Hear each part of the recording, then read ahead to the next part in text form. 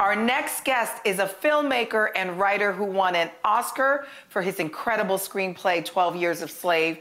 And now he's showing us again just how super talented he is with his new 5-issue miniseries, The Other History of the DC Universe. Please welcome the amazing John Ridley. Good morning. John! Good morning. John, we've been trying to get you for a long time. Welcome to the show. Oh, you know, we're going to get to the comics, but in a minute.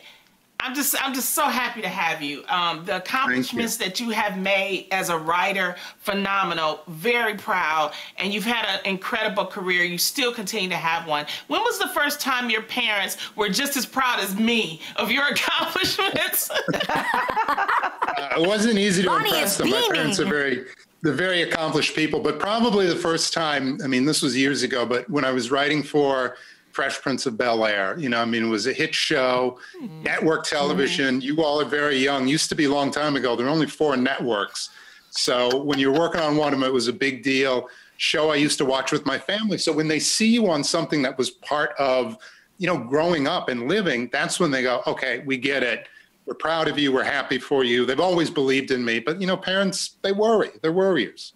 Yeah, of course. That's true. And by the way, I'm showing my age. I was on Fresh Prince of Bel-Air many times. It was an incredible show. And last week, the Fresh Prince of Bel-Air reunion aired, and Janet Hubert's comments actually ended up going viral when she said, and I quote, "Calling a black woman difficult in Hollywood is the kiss of death." What are your thoughts on that?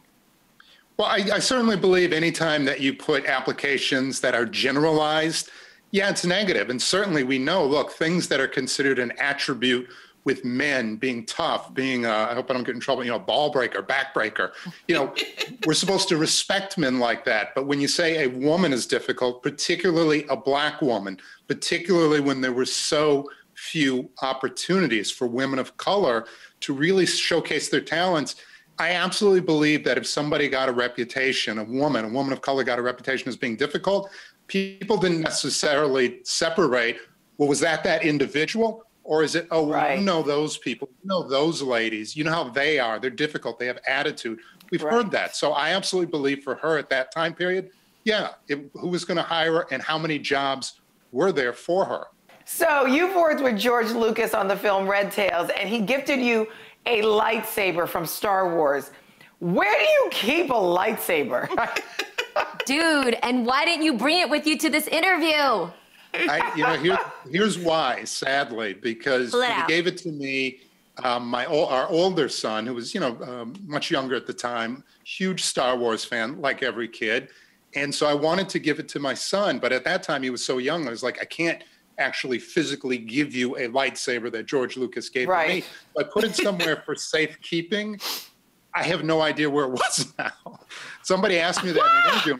Wait, what did I do with this thing? So I know the region, I know the geography. Now I just have to keep narrowing it down. It's like, you know. Oh, I'm mad at you. Wow. I'm mad at you. What? That's a problem, friend. You're mad. How do you think my son feels? He's like, wait, what? Where's my lightsaber?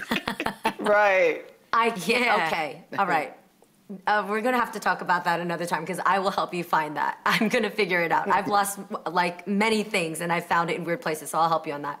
Now, you're also an incredibly talented writer who has conquered so many mediums, books, films, essays, plays, and comics, to list a few. Which is the hardest to write? That is a very good question. I would have to say, and no disrespect to all of my peers writing in those other spaces, writing comic books is so incredibly hard. It's an exercise in efficiency. You really have to look at what's going on. You have to ask yourself, how many words go in each bubble? How many bubbles are you going to have on each panel? How many panels on a page?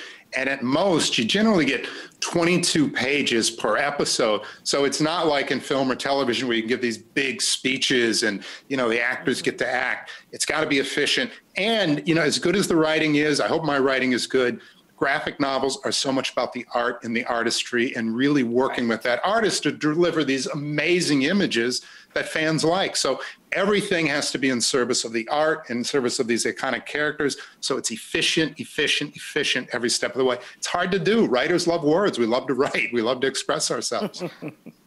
Well, you know, it was just announced that CW's Black Lightning, the first DC superhero series with a black lead, is coming to an end after its 4th season. Now, you featured Black Lightning and other diverse superheroes with your limited comic book miniseries, The Other History of DC Universe. Now, tell us about the concept behind the graphic novel and the impact you hope it has on the readers. Well, for folks who loved the series Black Lightning, one of the things that I want to do with that character and other characters of color, female characters, characters from the LGBTQ community, is more than just have action and adventure, to really try to create an oral history and treat these characters, not treat Black Lightning like Black Lightning, but as Jefferson Pierce, a father, a husband, a teacher, somebody who's not just fighting supervillains, but, you know, fighting for his community, fighting for his family. In the second issue, it's a young couple called, well, their real names, Mal Duncan and Karen Beecher, and they were the Herald and Bumblebee. But I really wanted in the second issue to have a young Black couple who were committed, who were in love, something that, in my opinion, we don't see enough of.